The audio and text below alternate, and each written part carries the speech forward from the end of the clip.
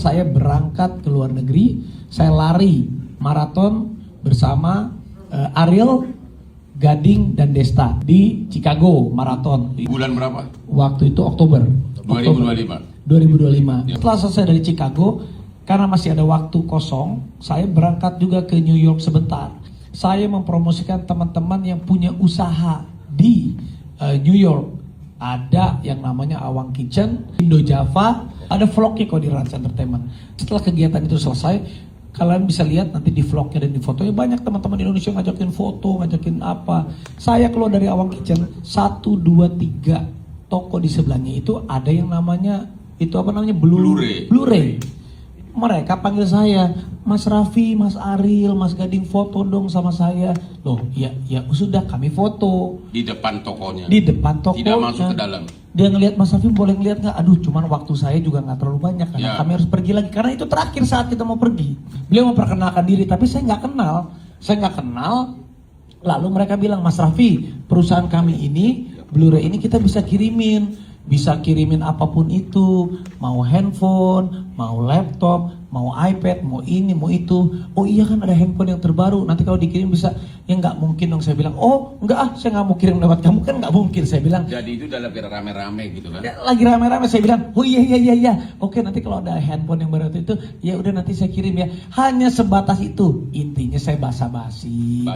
Baik, setelah itu saya pergi melanjutkan ke tempat yang lain, hanya sebatas itu. Sesudah itu tidak ada komunikasi lagi. Saya tidak ada nomor teleponnya mereka. Tidak pernah terima kiriman apapun. Tidak pernah terima kiriman apapun. Bahkan Tidak. Namanya pun nggak ingat ya. Namanya pun kayak gitu. Memesan pun Enggak. maksudnya memesan pun secara transaksional pun enggak. Hanya sebatas basa-basi. Inilah nih, ujuk-ujuk dia panggil saya, itu mobilnya kan pas saya mau masuk mobil. Nah, ibu yang satu ini sama ibu yang satu ini lupa namanya, nah sama koko ini saya juga baru kenal. Tiba-tiba ngajakin foto. Ya waktu si cewek Blu-ray itu nawarin, mau nggak kita kirimin iPhone baru? Reaksi kamu apa? Tidak mau. Dia bilang tadi aja mau kirim gratis. Ada buktinya nanti. Ada salah satu saksi. Nanti ada chat dia. Dia ada chat, dia bilang gratis. Saya bilang, dia ngomong ke saya, enggak, saya nggak usah, nggak mau, kalau gratis saya nggak mau, saya bilang gitu. Nanti aja, dia memang kalau pesan, iya udah, nanti kalau ada yang itu pesan, oke, saya hanya sebatas gitu aja loh bang. Dan selanjutnya tidak ada pemesan. Mereka pun tidak pernah kirim gratisan. Tidak pernah kirim Dan gratisan. pembicaraan sudah hilang, begitu selesai pulang udah selesai. Tidak ada komunikasi lagi. Vina ini kerja di salah satu toko kue bakery terbaik di dunia, namanya apa? Dan dia alhamdulillah bisa kerja di New York di toko itu. Lalu Vina karena kontrak kerjanya habis dan lain-lain, dia harus pulang. Nah alhamdulillahnya juga ternyata Vina itu kamu tinggal di mana? Aku sewa di tempatnya Cilili. Cilili itu ternyata yang Orang Blu-ray. Bukan yang punya, dia cuman nyalurin sewa-sewa. yang ada foto sama aku itu. Iya.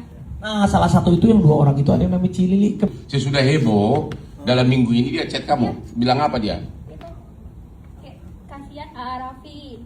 Terus aku kan awalnya aku nggak tahu kenapa Ci gitu. Dia yang foto di depan Blu-ray itu jadi kasus. Padahal dia itu nggak masuk, cuman foto aja di depannya. Terus yang soal iPhone ada nggak bukan? Padahal dia ditawarin gratis nggak mau. Nah itu artinya kirim juga enggak, beli juga enggak, ditawarin gratis juga nggak mau. Jadi mungkin tiba-tiba beberapa waktu kemudian di tahun 2026 OTT lah Blu-ray ini di mana, daerah mana? Di Lampung, Pak. Di Lampung.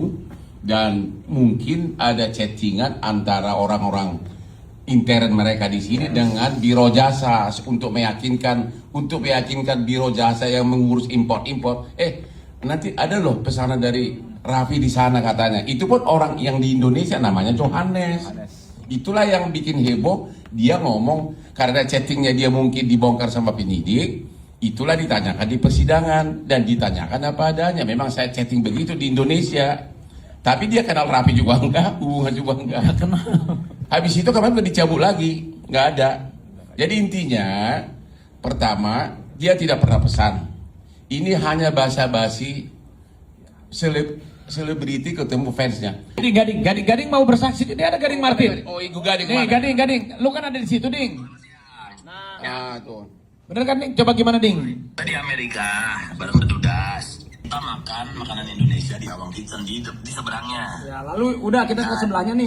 Oke terus? Begitu kita ke sebelahnya Indojaya, ada orang-orang dari sebelah memang minta foto. Minta foto, habis minta foto ya. Masa kita orang minta foto orang Indonesia, masa kita nggak kasih sih? Ya iyalah, kita basa-basi segala macam. Terus kalau kita masukin barang ke Indonesia, kalau misalnya mau masukin barang bisa kayak kita, iya, kan kita begitu, iya. Tapi kan kita tindak lanjutin, kita pesan apa enggak kan nggak jadi atau apa gimana? Kenapa jadi rame gitu loh? Raffi tidak pernah memesan iPhone maupun laptop dari Blu-ray. Itu tidak pernah pesan.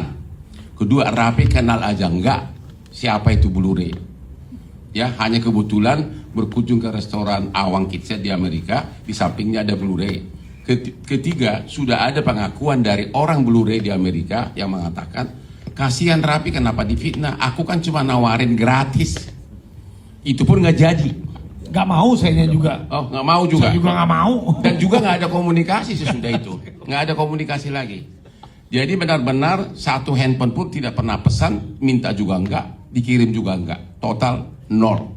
Artinya tidak ada kaitan apapun Raffi peranannya dengan tangkap tangan Blu-ray yang tertangkap tangan dalam memasukkan barang import ke Indonesia. Semua adalah fitnah dan disebarluaskan, diperbesar oleh orang-orang yang sakit jiwa dan dendam politik.